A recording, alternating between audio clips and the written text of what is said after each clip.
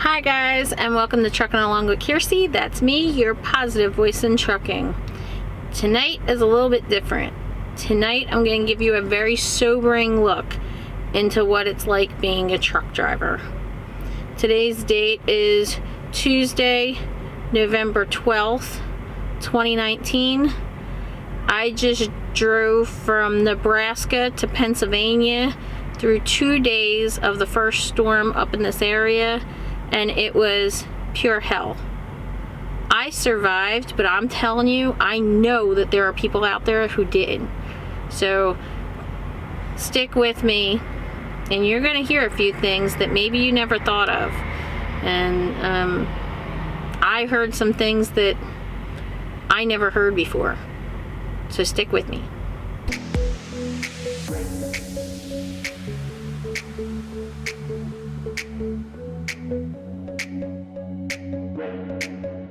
Over Vale in snow. I've driven through Wyoming in snow, and Utah, Salt Lake City, and Montana, and all those good places that people always are like, oh, they're so bad. And yesterday I shut down early. It took me like 8.5, 9 hours to drive through from Nebraska to Indiana. I didn't even make it to Ohio. It was 388 miles, and it took me like 8.5, 9 hours. That's a long time. Okay, so I shut down early because there was an accident up ahead, and I said, you know what, I might as well, here's a service plaza, I'll just stop here. So this morning I woke up and it was 6 a.m. and the truckers were saying on the CB that it was, starting to thaw and it was okay to go out. So I did. And I was driving for like 4 hours, and I saw cars like on the side of the road, and maybe a truck turned over here and a jackknife there and that sort of thing. And then at one point I got to a slowdown that turned into a complete stop, and I was sitting there for like 2.5 hours in a complete dead stop where the highway was like a parking lot. It was frustrating. I have a load that has 3 stops on it. I knew I wasn't going to be able to make it, so I told my fleet manager. He said make it into the terminal in Pennsylvania and then I could swap out there. Well, after sitting there for so long, I didn't think I was going to make it to the terminal. And then I figured, well, I'll violate, which we're not supposed to do, that's bad, but at least I'd have some place to park, and if it was close, then, it's better than having the load be late. And the weather was really deceiving because it was black ice on the road. And sometimes it would be completely sunny with no precipitation at all, no snow, no rain, no sleet, no nothing. And then you go down like 5 or 10 miles, and then all of a sudden it was like whiteout conditions and that foggy type of snow that you can't see ahead, that you're driving with your flashers on. So, and then another 5-10 miles, all of a sudden it's deceiving again because now it's sunny and bright and everything was, seemed okay. So, that first accident that was 2.5 hours, I counted 9 trucks that were crashed into each other. A box truck hit into the back of a Schaefer truck that pushed the Schaefer into the Swift. And then on this side of the highway, they were rubbernecking. So like 3 or 4 trucks on that side of the highway all collided with each other, and it was just really bad. And then past that, you could go up to full speed and the road was almost completely clear and the sun was out and it just seemed fine. So I keep going. And before long, it turned into accident after accident after accident, and I was like stopped for a half hour waiting for cleanup crews and ambulances and everything. And again, it was deceiving once you got past that. Well, I got to a certain point where I only drove 300 miles today I started at 6 o'clock in the morning and I wound up parking at like 4 o'clock in the afternoon, and I only got 300 miles, which is usually like a 5-hour drive, 5.5 hour drive. So the really sobering thing that I never heard before, I had the CB on and guys start screaming on the CB, westbound, westbound, slow it down, there's a parking lot in front of you, you're gonna slam, you're gonna crash, slow down. And you could hear, not only, like, it was just crazy. Like, I'm watching the trucks just go boom, boom, boom, and hearing the crushing and the snapping, and you're driving through past other wreckages, and I can't wait to see what the news has to say tomorrow, because there were so many that I'm not even sure. I lost count. The last count I think I had was 27 trucks. And the cars, I couldn't even tell, because I just saw headlights and then a hood and then a bumper, and I couldn't even tell what they were. And I worked at an auto body shop for my brother-in-law, and I know cars. I'm a woman who can identify and know the difference between a Toyota and a Nissan, and you know, and there was a stupid Mustang that went up into the like a ravine, like up a hill ditch thing, and got stuck in between one of the information signs, the green information with the poles. He twisted the whole sign and got stuck there. And it's like, why would you have that car out here? That makes no sense. And I had one, so I get it, but that makes no sense. It's not worth it. It really isn't worth it. And it got to a point that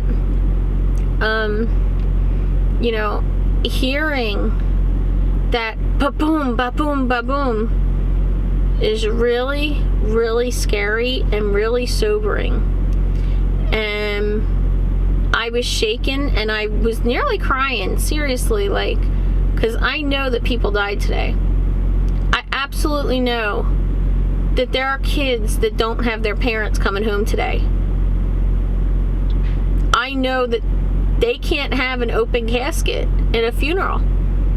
I absolutely know that, because that was pure carnage. That's the only word I can come up with it.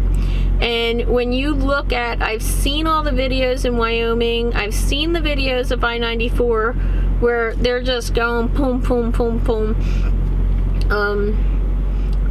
There was one time not last year, it was December of 2017, I was in Baltimore, and there was a 52 car pileup in front of me where an oil tanker, fuel tanker or something, fuel tanker, in order to avoid plowing in, he actually went off the bridge and engulfed into a ball of flames.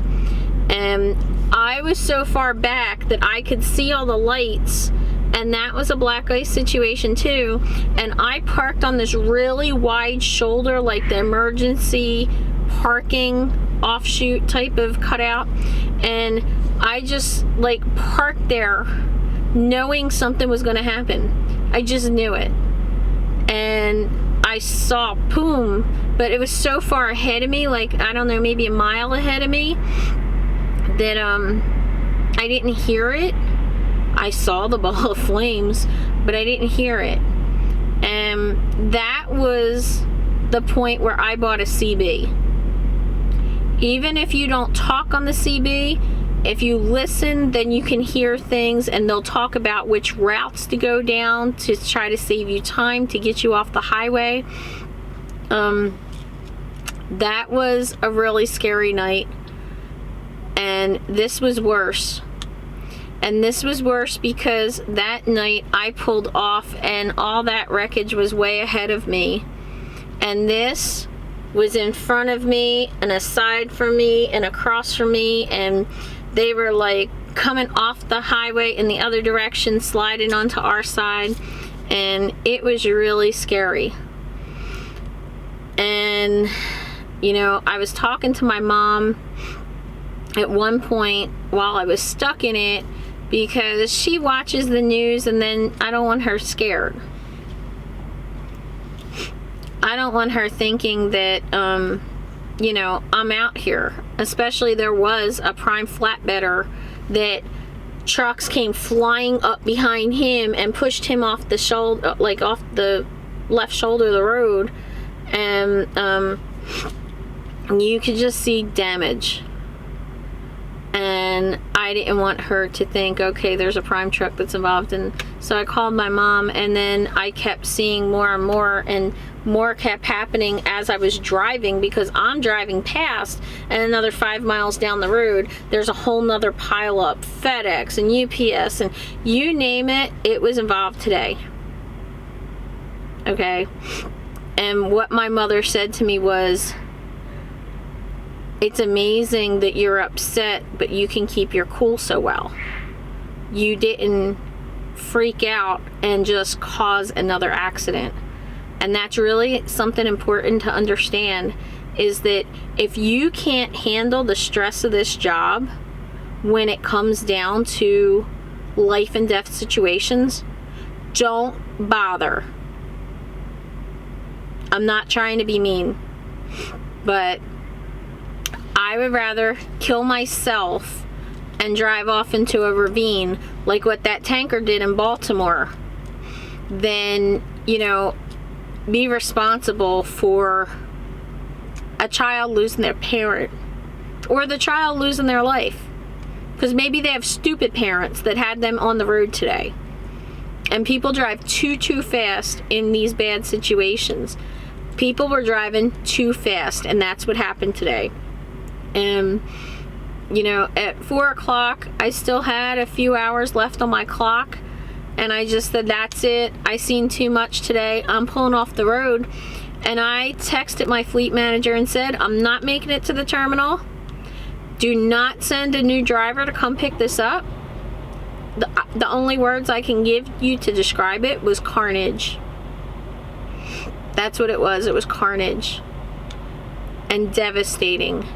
And I am not going to allow this load to be, you know, sent off to another driver who's going to have to go through that, who would risk, I don't care, you know, if they're willing to take that risk, I understand that's on them, but there are a lot of drivers out there who are new drivers, inexperienced drivers, and I'm not having that on my shoulders. If at 4 years I say no way, I've seen too much today, you know, there's no way that I personally wouldn't feel responsible if they sent somebody that had been driving for a month and said, oh, well, here you go.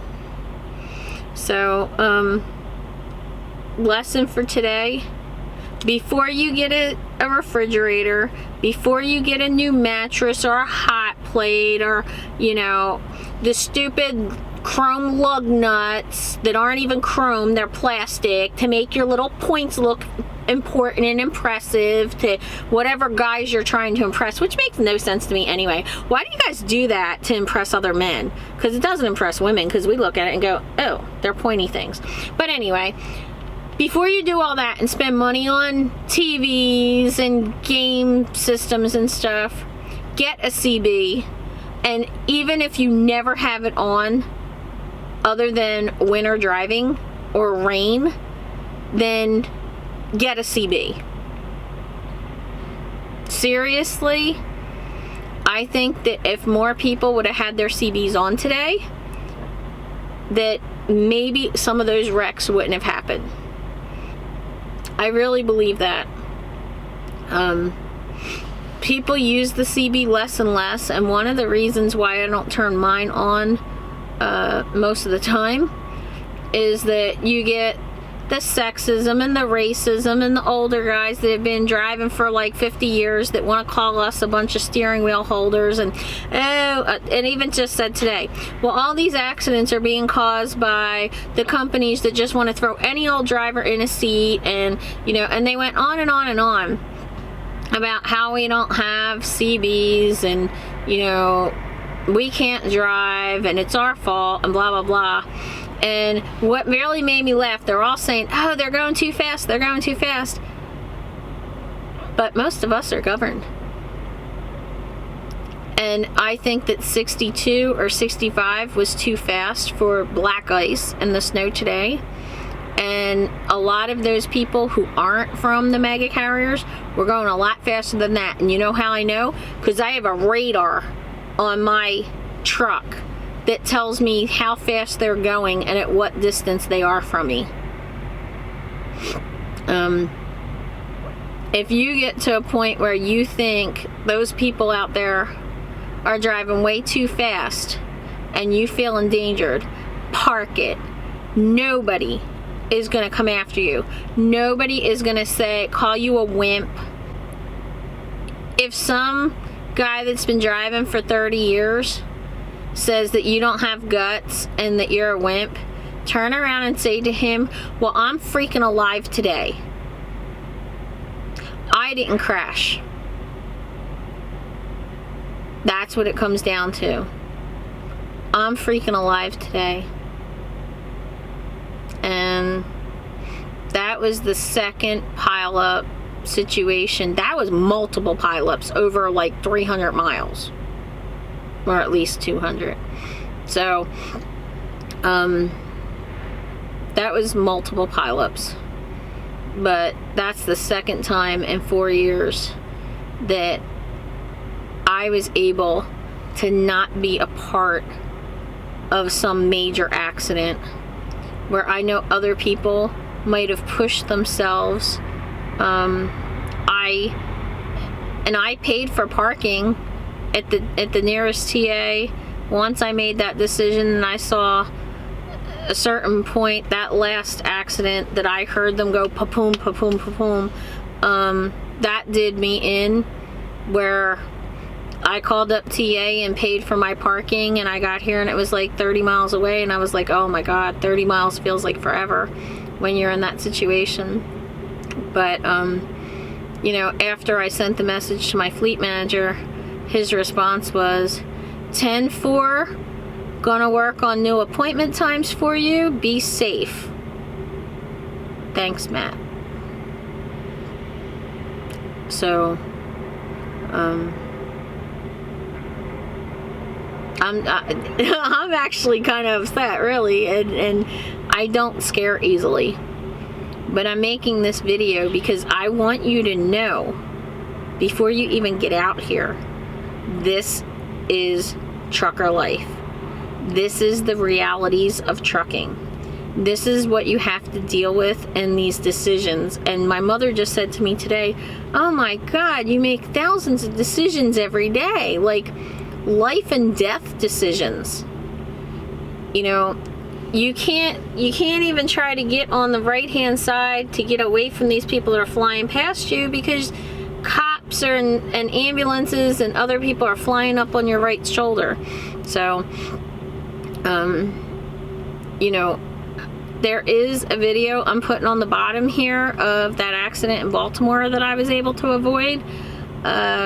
You know, again, it was further away. It was like a mile away, so it was upsetting, but it wasn't as upsetting as today. And I've driven through Elk Mountain in the wind, in the snow, at night, on ice, and, you know, that didn't bother me. Hearing the collision of the pom, pom, pom, and the CB cries of, slow it down, there's a parking lot in front of you, slow it down, you're gonna crash. It's horrible. So if you get out here, you better make sure you go slow. Because if any of you kill me, oh, that Italian mother that I got, she left me with a temper. I will hunt you all down and I will torture you until the end of time. Seriously. So, she passed me that vendetta, that vendetta and temper. So, thanks for watching, guys, and stay safe out there. Please take it slow. And forget all those super truckers out there. You know, you all want to go home to your families at night.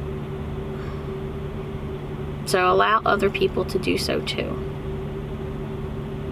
And if you're safe, I hope to see you out here trucking along.